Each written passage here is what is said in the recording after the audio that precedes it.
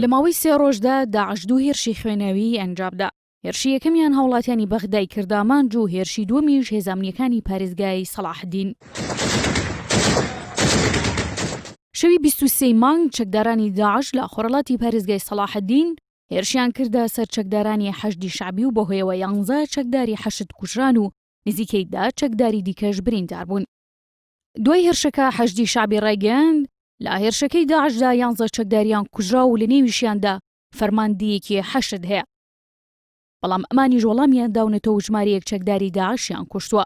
لە ڕاگەیەنراوەکەی حەشدا ئەوەش هاتووە فەرماندە کوژراوەکەی حەشدی شعبی ناوی حسێن سعێدان گات حبووە و فەرماندەی فەوجی سی لیوای 22 حەشدی شعبی بووە. هاوکات فەرماندەی ئۆپەراسیۆنەکانی بەغدا هۆشداریدا لە بوونی چەند خۆکوژێکی دیکەی داعش کە بەنیازن لە چەند شوێنێکی بەغدا خۆیان بتەقێنەوە و داوایشی کرد بەڕێوەبەرایەتیەکانی دەوڵەت و دامەزراوە حکومیەکان و خەڵکی مەدەنی بپارێزن.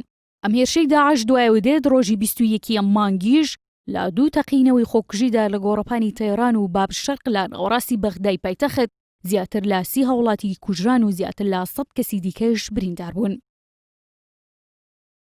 هەرچەندە دوای تەقینەوەکانی بەغدا لەسەر فەرمانی مستەفا کازمی سەرۆکوەزیرانی عێراق هێزەکانی دژە تیرۆری عێراق ئۆپەراسیۆنێکی فراوانیان لەژێر ناوی تۆڵەی شەیدان دەست پێ کرد، بەڵام ئۆپەراسیۆنە نەیتوانی پەلامارەکانی داعش بوەستێنێت.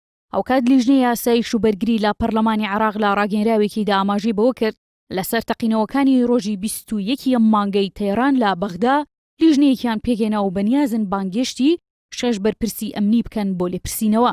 بەپێی ڕاگەیەنراوەکە ئەو 6 بەرپرسە پێگاتون لە فەرماندەی ئۆپەراسیۆنەکانی بەغدا و بریکاری وەزیری ناوخۆ بە کارەباری هەواڵگری و بەڕێوەبەری هەواڵگری سەربازی و بەڕێوەبەری هەواڵگری و ئەمنی لە وەزارەتی بەرگری و بەڕێوەبەری بەرەنگاربوونەوەی تیرۆر لە وەزارەتی ناوخۆ و بەڕێوەبەری یاساییشی نیشتیمانی لە پارێزگای بەغدا.